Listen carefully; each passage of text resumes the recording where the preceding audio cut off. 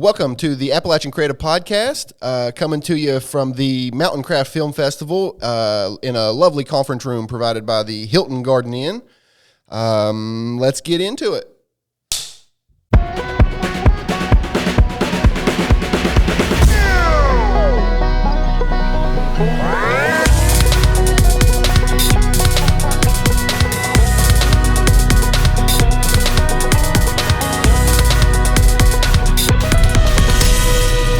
I am Jerry Buckner with the Appalachian Creative Podcast. I'm here today with Jacob. Jacob, tell us what we're doing today. Today we are talking about new filmmakers and the different routes that you can take to learn and develop and kind of get into the professional filmmaking world. So we are here with Tijah Bumgarner, a accomplished filmmaker. Thanks for joining us today, Tijah. Yeah, of course. Thanks for having me.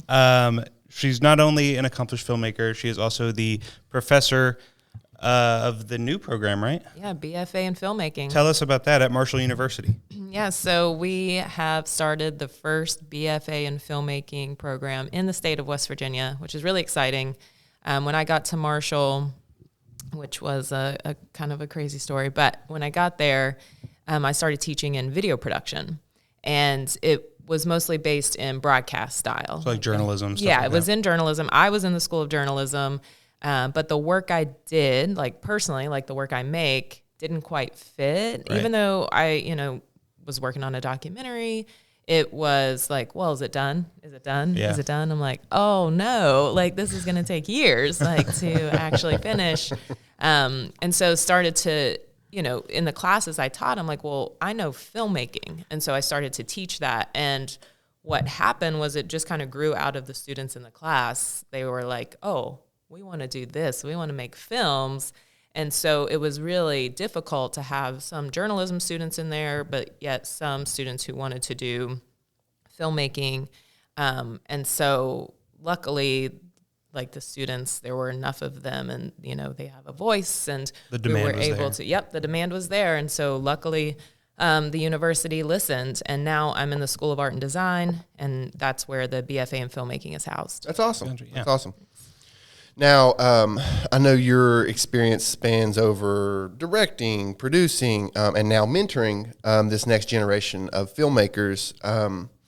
What most excites you about the landscape right now that you're seeing in the classroom? I think, now that we are able to say like, okay, this is filmmaking, and we don't have to kind of dance around this idea of like, well, it's sort of video production.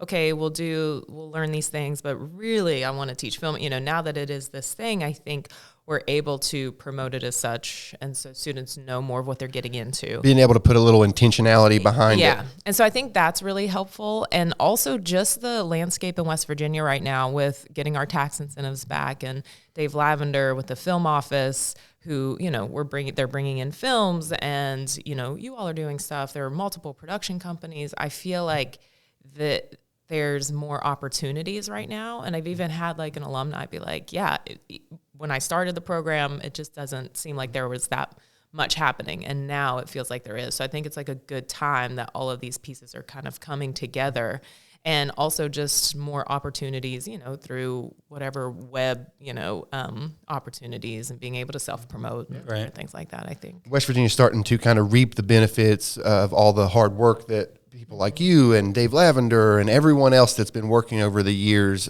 to sow those efforts. We're starting to reap some of that. And yesterday, actually, we talked about at the panel for Breaking Boundaries. It was all about breaking the boundary of being in Appalachia. Mm-hmm. And absolutely. And I mean, there were some accomplished filmmakers. Actually, all four of you guys are accomplished filmmakers. And then the founder of the first filmmaking program in the state. I mean, that's a huge title to have. So thanks. How long have you, so tell us kind of about your own journey. And I personally have a favorite YouTube series that you happen to do. But like you don't just teach at Marshall, I took one of your classes that you did in Beckley. Oh, yes. And which is where I found the COVID thing. So just tell us kind of your whole story. Yeah. Well, it's a long one. Grew up in Southern West Virginia down in Fayette County, and always knew like, okay, I don't want to be here. Like that was just that feeling I had growing up here. And I think a lot of that has to do with like media and being like, oh, this is what you are. This is who you are. This is all you can ever do. And I was like, I gotta get out of here. So long story short, because it is a long one, I ended up in Los Angeles after living in Myrtle Beach for a few years. Because come on, you got to go to Myrtle. You got to live in Myrtle Beach for a few years. But the natural transgression for people in West Virginia. Very much so. And so the place where I worked, the owner's daughter lived in LA at the time. And I wanted to do like improv and acting. Like my first goal ever was to be on SNL. Like that was my like goal as a kid. Oh my gosh. And then like, I'd reenact. It was so funny back then. Oh, I know. I would reenact these things with my cousins like in the living room. And I remember we got our first video camera, like setting that up and acting in front of it. I was like, okay, I want to like act and I want to be on SNL. And so the owner's daughter was just like, why don't you come to LA and try?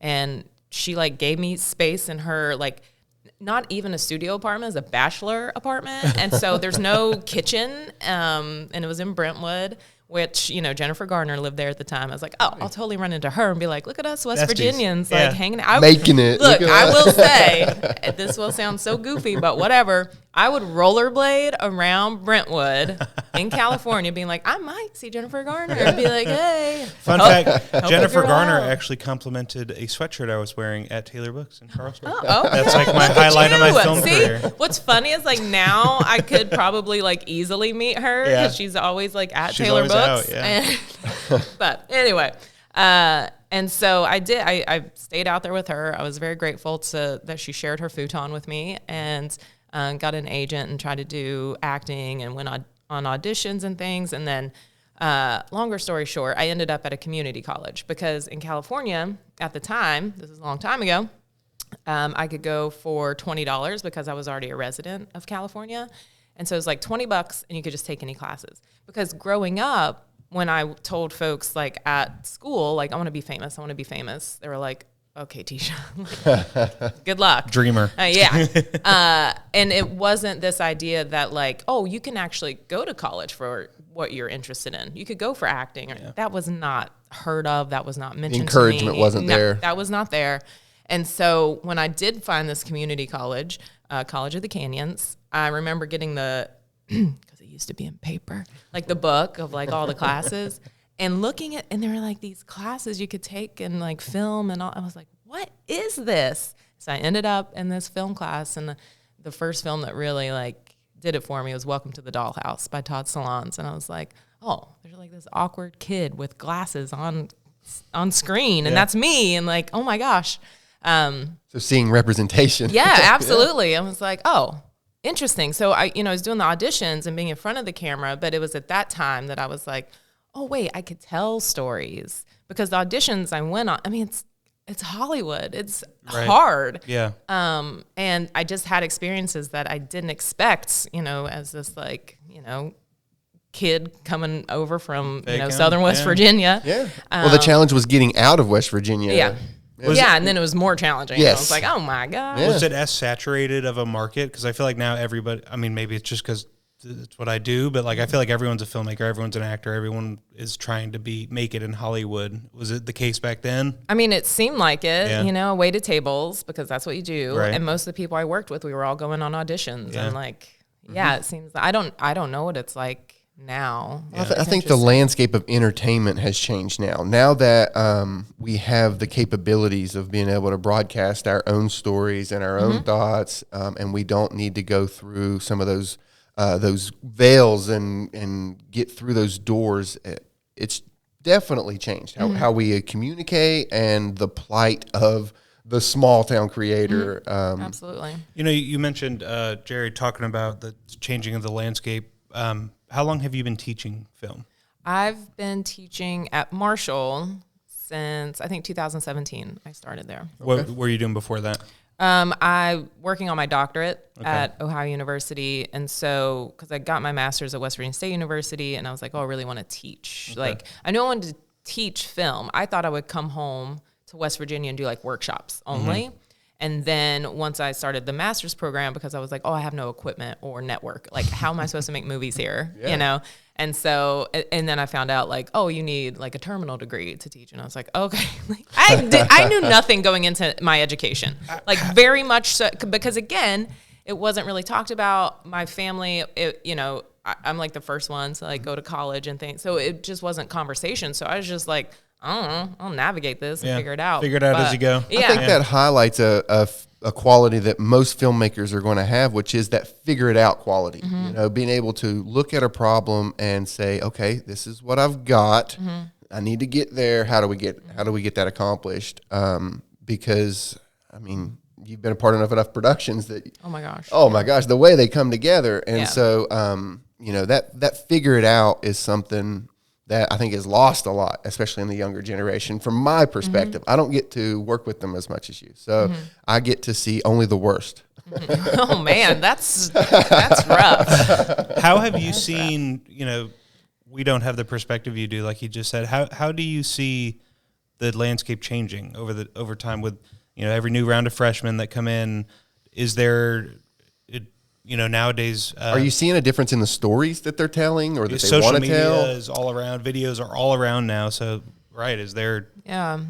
I don't know. I feel like everyone has something to say, which is really important. And a lot of them, they pull in their personal experiences into the stories, because sometimes that's how I start. Like filmmaking one will be like, okay, what is something that's happened to you like on campus you could film? Because I did this like in community college. It was a practice of like, okay, you write a 1-minute film based on, because if it's your own experience, it just is sometimes easier to start there with like the writing process. It's like, oh, I know the character. It's me. So it's my favorite thing to talk about. It's like less, right? Like, and who cares more about you than you? Who knows you more know about what that I mean? character? Like, and so that's like practice. So I'll see some of that kind of end up in their like bigger projects.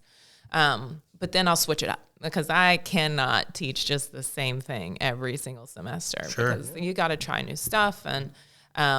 And so I don't know. I mean, I think it's hard. It's a hard question to answer because it's always so different. There's always such a mix. And it's hard to predict what the next class is going to be interested in and what new opportunity, what is going to be available to them. Because again, the equipment changes every day. The people change every day. The stories change every day. The way we listen changes every day. So it's hard to predict. It really is. And I think that it's always a mix in class where you have like the passionate ones who you're like, oh, okay, I would hire you on a project, or you. Oh, you don't come to class most of the time. Yeah. You don't really care. Like you're not interested. You like the idea of it, but you think, oh, it's filmmaking. How hard could it be? Then you take class. Go to class. Oh. That's the rule. Just show up.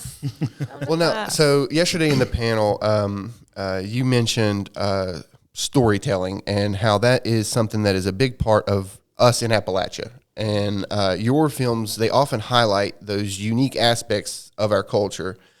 How do you usually balance staying true to those narratives while still trying to make sure that they reach and resonate with wider audiences? That's tough. Yeah, I mean, it is tough. And I think, I don't know that I'm the best at, and this is why I just keep making films, because I love it. Who knows what will happen with them, but I don't think much about the audience, how like in marketing, it's like, okay, who's your target audience? Right.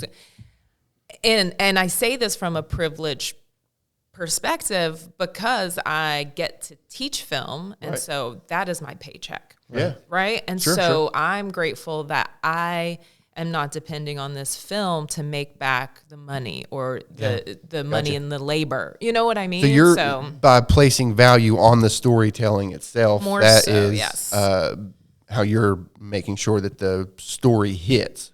I mean, and I think again, it's just because I'm lucky that I get to do this. And like with Her Hope Haven, which was a narrative that I made not too long ago, like part of that was finding this story that hasn't been shared as widely. It's like folks in recovery, but it's not about the sadness or the, get better, like what is that? It's so complicated. And so also wanting to show like the levity in it, that there's Like, because when I made this really like difficult documentary where I followed a family with dealing with substance use disorder and recovery, and I met so many of her friends, of Ashley Ellis's friends, and they would tell these like hilarious stories. And what happened was we couldn't fit it all in a documentary. Right. So you have to pick and choose how that story is structured.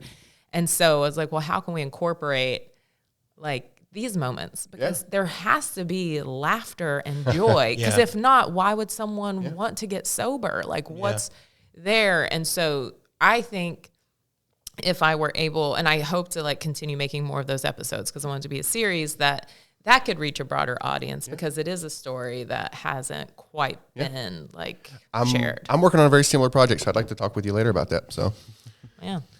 So, you obviously are going to be the expert in the formal education realm of new filmmakers. What, for people out there that may not have been able to go to film school, or like myself, went to college and then was like, wait, I like something completely different. Now I'm $100,000 in debt and don't have a degree in what I want to do. What would your advice be to those people? Well, one thing I will say, I think we are grateful to now have this BFA in filmmaking. I'm not trying to promote it as like, hey, you have to do this. That's not at all it. But what I think is special about that is it is, in general, if you look at like film schools, it's affordable because it's at Marshall, it's local. And, I'm not exactly sure. I can't speak for like our president for Brad Smith, but I know he's wanting to make it. So it's like tuition is that's awesome. much less. Yeah. And so I think it's a great opportunity. Now, to say that is also to preface that it's not a $100,000 a year school. So it takes that work of like making it your own. We don't have like all of the red cameras and all this, and, you know what I mean? Like, but I think some of those limitations sometimes makes you more creative. Like we still have a ton of gear. Yeah. And I mean, I've used it to make films, And one of your students actually brought some of your gear to a movie she helped me with, and I went out and bought that gear. Yeah. See, there you go. That's what's up. And we're always adding to it. It's like we have, it's growing. But again, it is not the Cal Arts that I went to that, USC, again. Yeah. And beyond the financial cost, just being able to have a program when you're 18 that you can even go into. I think that's cool because, you may not continue to pursue it, but you don't have to wait until you're 27 and you've finally saved up enough money to buy a camera and stuff. And absolutely. You're able to kind of cultivate that creativity that's still there while you're young, before the world's beat it out of you. Yeah, and I think exactly. I think too, although sometimes I'm like, go live a little bit and come back. Y'all have better stories. Maybe. Hopefully. Move to Myrtle Beach. There you go. Everyone should move to Myrtle Beach. I do think, there is something about that classroom environment. I was talking with students about this yesterday, how in class, like, yes, for a grade. One, I hate grades. I'm just like, make good work. Like, just make work. I have to give grades. That's fine. There's a lot of participation in filmmaking. Oh yeah, absolutely. And so, but there's this safety net because you're in class. And so you get to fail on so I offer these production assignments. It's just like stuff we do during class. It's like 20 points out of like 600 or something. It's just practice. Like you have this like safety net that I think that's one of the things, and going into it on your own can make it complicated because that safety net is just you and your money. And you know what I mean? But also, like you're saying, if you don't have those opportunities, because not everyone does, or you come at it later and you're like, I can't go back to school. Like, I just want to do this thing. The internet is so full of so many bright, smart people, and you can just take workshops, like all over the country in different places. Our last episode was actually about the resources that you can use to learn and stuff like that. So many great YouTube channels that are free that you can go to. Yes, there's a lot of free stuff. You can learn pre-production, post-production. Now, you still have to take that, use your hands, go out into the world. And I think that is the part that disconnects some people. And it's nice whenever you can see other programs coming into place that are going to help to put gear out there. We talked to an outfit yesterday out of Pittsburgh that are doing these workshops, and they're bringing, tens of thousands of dollars worth of gear to anywhere with people that are willing to listen. And that's cool. Yeah, that's absolutely, awesome. I've loved watching, as a matter of fact, I worked in the news when the BFA started, And it was the first time since I graduated where I was like, maybe I could go back to school and get another bachelor's degree. Right, it's tempting, isn't it? But I've loved watching. I wasn't raised here. My father was in the military. I've been all around everywhere. But of course, I settled down here, and it's cool to kind of see how everything has grown since I've come.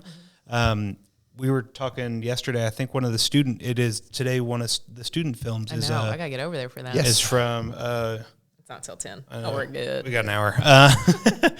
One of the student films is from the Mountaineer Film Club, I believe is what they're called. And like, I went to WVU, and they didn't have at least not that I knew of, they didn't have any way to do that. Because that's probably something I would have joined, because I had a camera in my hand all the time at WVU. And then, of course, this starts, and then I just feel like there's little things popping up all around the state.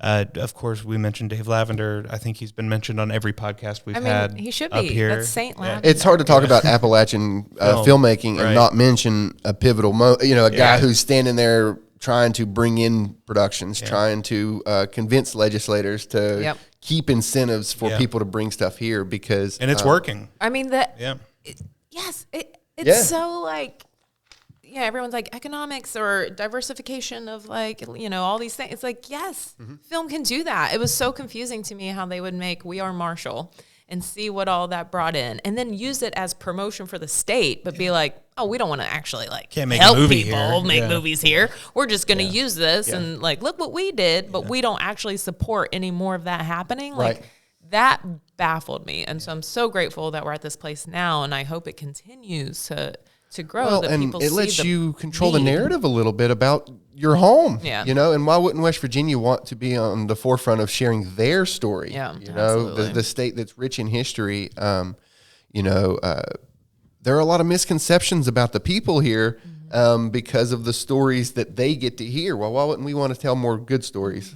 Yeah, absolutely. What? I had a question. I lost it. No. Jerry, back me up here. Jerry's face right now. I hope we got that in close up. Oh, I got it. I found it. Thank you. Thanks for nothing, Jerry. I'm sorry. You started out, you said that you from Southern West Virginia, there wasn't really that representation. How does it feel now that you are mentioned alongside with the Dave Lavenders and with the big names in the kind of the spearhead of bringing film to Appalachia? How does it feel now that you are actually brought up in those conversations and are part of that movement, not just watching them do it? Yeah, it's awesome. I mean, come on. I was on a panel with Elaine yesterday. I mean, I know that we are friends, but I did know her and her work prior to ever meeting her, know, and so, it's awesome. I feel, like I've said before, just like very grateful to make it to this point, and not like, oh, I've made it. But if I'm able to introduce this art to students who didn't know it existed, and they're moved by this. And I love when students are like, oh, I've taken your class. I can never just watch a movie for fun now. I see every edit. I see all the continuity issue, and I'm like, same here. I'm like, you did it. I did it. It's like, I don't know. There's just this energy that happens that I'm like, oh, I'm just very grateful that I get to be here doing this. And, I don't know. I mean, it's interesting because I'm a very to an extent, I love acting. I love doing things. But when it's accolades, that's when it gets oh, what? Yeah. Well, that requires humility. And so there's that. And so, I'm just very grateful to be in those conversations. Awesome. And that people reach out and they want to talk to the students, or they want to offer a space for students to film. And I think the best part of this, honestly, because if you I'm glad I end up in Google searches, I guess sometimes too, for film stuff in West Virginia, because people contact me and then I get to share those opportunities even further with my students. Right. I'm like, I can't do this right now. Who wants to make, money? Every casting call for our commercial we're doing, every casting call I've ever made, I send to Tijah first. Yes, absolutely. Absolutely. So what do you see as kind of the biggest we talked about breaking boundaries yesterday. Obviously, there's been a lot of boundaries that have been broken. What do you see as the biggest opportunities first, and then also negatives, the things that are maybe like obstacles you may see. Obstacles, yeah, in the state, in the region. Yeah. You know, kind of what's your take there? Well, I think opportunities are access. You know, like this last feature I made this summer. Well, we've finished production. We're in post-production. I worked with Patrick Ward Perkins, who was in LA for like 20 years. His wife's from Huntington, so they moved back. And so we started working together, and just hearing him be like, you know, because I didn't do a lot of filmmaking in Los Angeles. I did auditioning and like student films and things, but I was in school. Right. I didn't end up I would be an extra on like bigger Hollywood things, and oh my gosh, absorbing that was amazing. I love being an extra. I was looking, it's awesome. What are some notable extra? Anything we'd know? Oh gosh.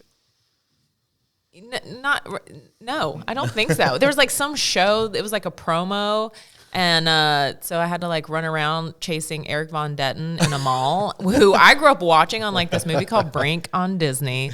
Big fan. Dude, skate better. Right. And so he was doing like another show, and when you're an extra, sometimes you just show up, you have no idea what you're like getting into, and I was like, what? And then once I got to play paparazzi for an X Games promo, and so that was rad. Cool. So I just had this camera, and I'm like, oh my gosh, I'm like right there with like Aaron Feinberg, who I like grew up watching skate in the X Games. Yeah, anyway, those are amazing like opportunities, and now I've gotten really off track because now I'm just like very nostalgic in my brain. What was I talking about? Opportunities. Yes, and obstacles. Where did I go? How did I get to chasing Eric Von Detten from That's access. Access. Extras. Oh my gosh, you thank you so much. Extra. Okay. So I haven't been in LA in a long time, but Patrick was in LA. And so we are making Of the Cloth, like our feature in August. Mm-hmm. And one of our locations falls through. And it's like, okay, great. We're supposed to be filming there tomorrow, blah, blah, blah. And so we walk over to like Rocco's Little Italy, and it's just like, hey, we have this, scene tomorrow.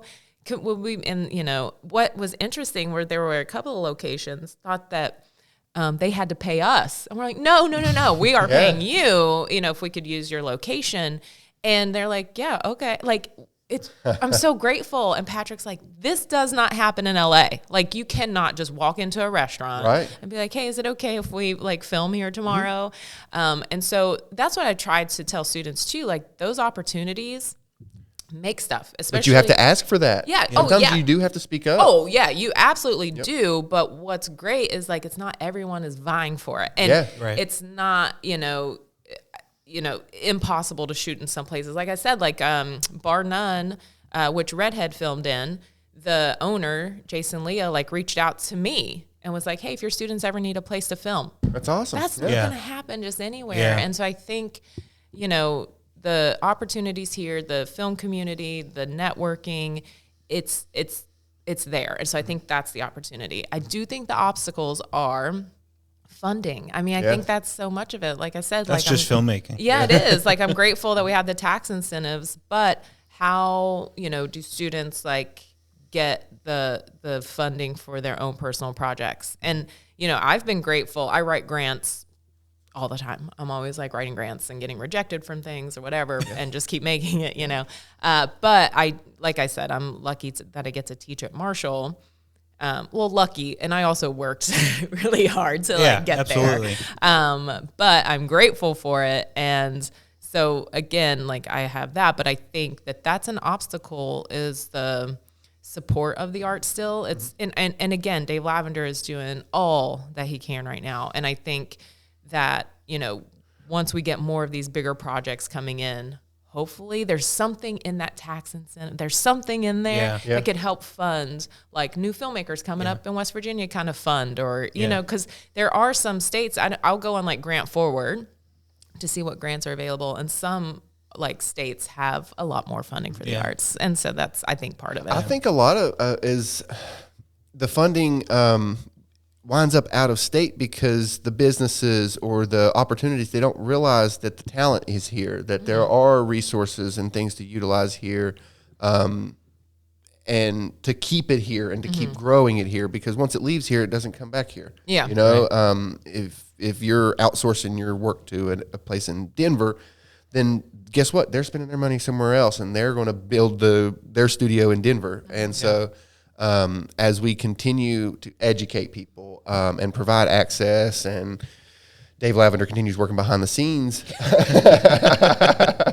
I can see Sponsored that. by Dave Lavender. Yeah. Well, and it's interesting that you mentioned one of the access being the biggest opportunity right now, and I think in Appalachia, isolation is just so prevalent in our culture. Very much. That accessing some of that stuff has been a burden. And so by, breaking some of those barriers and not just broadcasting in their homes, but having local universities that are extending affordable programs, I think that's huge. Mm-hmm. Yeah. When we first met, I don't know if you remember, but we had coffee at Taylor Books, and I think we just talked about films and stuff for like an hour, maybe more. I think it was more, yeah. But we were talking about something, and I think you brought it up. You said West Virginia is super cool because you can have a big city on Capitol Street in Charleston. Mm-hmm. You can have,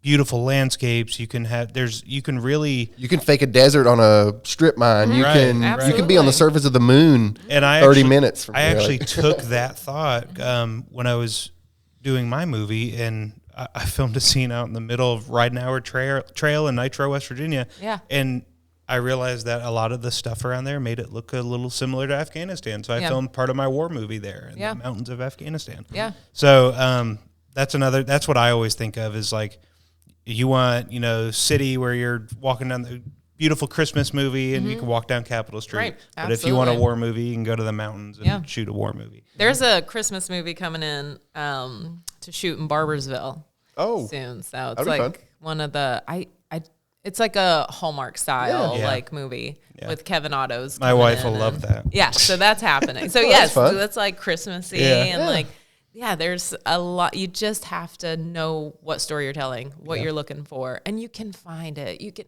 and I tell students this all the time. Like, movies are so fake. Like, fake it. Like, whatever. You can't be in we could be in New York City somewhere in West Virginia. I mean, even driving into Clarksburg yesterday, I was like, you come across that bridge. Like, it's such a weird city. It's gorgeous. It's like, I'm like, what could I film here? Yeah, I can't get a beat on it because it's so modern in places, and then it's untouched. It is weird. Morgantown's similar. I mean, you're there with when the students are there, and oh my gosh, I'm sure Marshall is the same way. But I've lived in Morgantown during school and outside of school, and there's no one there outside of school. But you've got 60,000 extra people there during the. It turns into the biggest city in the state. Yeah. So it's interesting though. It absolutely is the landscape itself in West Virginia and how it is lending its personality to our features and to our projects, and just the availability of it. We've got it all. So yeah, absolutely. In your opinion, what makes the small town filmmaking unique, and how can the filmmakers from those rural or less urbanized areas leverage that uniqueness to stand out in this large industry? I think it goes back to what we were just talking about, like utilizing that landscape. Like not everybody has that. And again, hearing this from access. Yeah, and hearing this from Patrick, who's like in LA, it's like you're not going to get this feel and this mood and so I think, part of that and part of the project where I'm like having students write about themselves and their experiences is, again, it's like you have access, like where can you film, what story can take place there. And I think I mean, my first feature was Meadow Bridge, and we filmed it in Meadow Bridge, and to me that's like wow. I the thing, like, so many people were like, why don't you just make it in LA? Make it in LA. And I was like, no way. Like, my films, no. I have got to, it's set here. I have to make it here. Yeah. It was very hard. It was and I was like, it's like this trade-off. I'm like, this could have been easier in LA for blah, blah, blah, whatever reasons. Right. But some of those reasons I feel now are being like, remedied? Less yes, they are, because there's like lens rental. My thing was like, we don't have a rental house in West Virginia. I hope that changes at some point, because that's another obstacle. Yep. Where do people get equipment if you're not in school anymore? I think the closest one that eases some of that burden of the funding as well. Yes, exactly. But we have lens rentals. I like rented a lot of gear for Of the Cloth this past summer through Lens Rentals. They ship it. And I didn't have that when I made Meta Bridge. And so that was one of the obstacles. Also, like, it was my first feature. I just like jumped in and I was like, what? My poor cinematographer, Sanisha, shows up because I met him. We worked on Teen Mom 2 together. And he's based in New York. Has made so many films, but he was willing to come and shoot Meta Bridge for me, you know, as my cinematographer. Oh my God, he showed up and he's like, my script wasn't even numbered. He's like, how do you think I had a shot list? No. That's what you're Let for, alone right? a storyboard. Like I did not break down my script. I was like, I got a script. I want to make a movie. So now I think, Give me money. I think all of this, I knew even before I started teaching at Marshall, I was like, I want to teach a class like how not to make a movie. And I teach from that. That's why I'm like so particular when we do like this 1-page like script together and we like shoot as a full class. So it's like a full production. We break it down. We're like line breaking down 1A, 1B, 1C. Like I'm so like, because I'm like traumatized from my own experience, but now I get to like share that with them. Yeah. And so I think that's something helpful. And there's a lot of value in being embarrassed in the classroom versus being embarrassed on set with professionals. Yes, absolutely. You know, being embarrassed by your peers who have likely made that same mistake is just easier to swallow, and you can grow and learn from it and move on. Yes. You do that on set and you get humiliated and you may never get called back. You get discouraged and you may never want to even put your name on a list again. You may never even, I'm not doing that. It's not for me. I'm out of here. Yep. And discouragement's real. I know. And so I think students sometimes they'll get like, what is that chord called? I'm like, what do you think it's called? I've told you 3 times. What do you think this is? What is, and you know, I push and I'm sure there are times they're like, oh God, she's the worst. She's so mean. But I would much rather that happen between the two of us in the classroom than someone on set humiliating you in front Carson, of a whole everything crew. that I do is out of love. Okay. I want you to succeed. Okay, bud. That's it. It's like, I'm like, oh my gosh. Oh, so, but again, that's where I think having this program is really exciting because it will be affordable and you get to make those mistakes in the classroom where there's nothing at stake. Less risk. Yeah. There's nothing and that's why I try to tell students. And I'm also like, and we're not like operating on hearts. Like how great. That's not my responsibility. We get to make movies and we want to make them better. So how can we do that? And I do tell students, I will push you so hard, but I know that this is a classroom and you're still learning. Like that's something that's really important to me. There's value in knowing that your favorite movie wasn't one take. Okay. They didn't get that scene on the first take. They didn't get that scene on the first take. They likely didn't get any of those on the first take. So you're going to make mistakes. You're going to make them again. You're going to make multiple, and that's life. Oh, absolutely. And I bring those mistakes I still make. Like even making Of the Cloth this summer. Like when I went into filmmaking 1, I was like, here's something I learned because I messed this up. Here's something I learned. Like that's why I want to always, hopefully, knock on wood, continue to be an active filmmaker and making films because I'm still learning. Everyone's still, and I tell students that, and I want them to know, and they'll be like, oh, I don't really know how to use this. I'm like, well, thank goodness. If you already knew how to do all this, you wouldn't be here. And so for sure, that's why we are here. And yes, I am still learning. I messed this up. Don't do this because, so it's, I don't know. It's a really good environment. It's nice. Yeah. We we probably should let you get going to go see the students. I gotta see my students' films. But thank you for being on. Thanks for taking your time. I know we got you out here early in the morning after a late night last night. Oh my gosh. I'm so tired. Are you staying for the rest of the festival? I'm going to see how long I last today. Yes. I mean, I'd love to stay and see the beatdown because I'm in it. That's where I got to bring my acting skills back out. We can let you know how. Did you get beat up? No. Did you beat somebody up? No, I wish. Maybe on Kern's next movie, you can write me a part where I can beat somebody up. Well, thank you for being on. Yes. Yeah, thank you all very much. We hope that we can continue to kind of work together to help build this landscape. For sure. And we hope to continue to inspire people in the community and funnel people into your program. Because we've got young folks in the club that we're seeing a lot of interest out of, and I'm excited about what they're going to be doing in 6, 7, 8 years from now, and the projects that that'll be available for them. So one of them, our producer, actually is enrolled.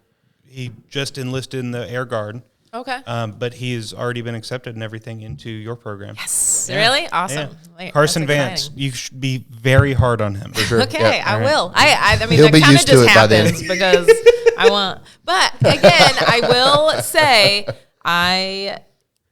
that's not the only route to filmmaking, for sure. Understand. For sure. And I just want to say, on a personal note, thank you for all the help you've given me. Like I said, I didn't do this, and I kind of just spent a bunch of money and got into it myself via YouTube and masterclass and all that. So thanks from someone that you've taught that isn't a student. Cool. And for helping people like me who have never made a project with a lot of ambition, that's excited about the opportunities. Because again, without the hard work of you and all those people before, they've made it easier for me. Oh my gosh, cool. Thanks. Yeah. But thank you. We want to thank the Hilton Garden Inn here in lovely Clarksburg, West Virginia. We want to thank the Mountain Craft Film Festival. We want to thank Stone Tower Coffee for help keeping us awake. I'm excited to get my first cup here in about an hour. So, anything else you want to say? No, that's it. I'm good. Awesome. You got one last piece of advice for anybody? Just here's one: make bad movies. Okay. Just make. You got to be making because you're going to be learning. There's one student that took that a little too close. And all 4 years was like, but you said we should make bad movies. I was like, here's what I meant by that. It's just like, make them, get it out of your system. And then by the time you get to your capstone, like, it's good. He's like, said make bad movies. I was like, That's great. So anyway, just make movies. Yeah. Make Let's them. get creative. You have a ton of talent there. Yeah, that's for sure. I've always said my first hire, if I'm able to ever make it big and hire a full-time employee, is going to be Ben Zachariah. Oh yeah, I think love that kid. I think he has full-time job. Yeah, he's great editor, great videographer. Anyway, sure. From all of us at the Appalachian Creative Podcast, thanks for joining us, and we'll see you around.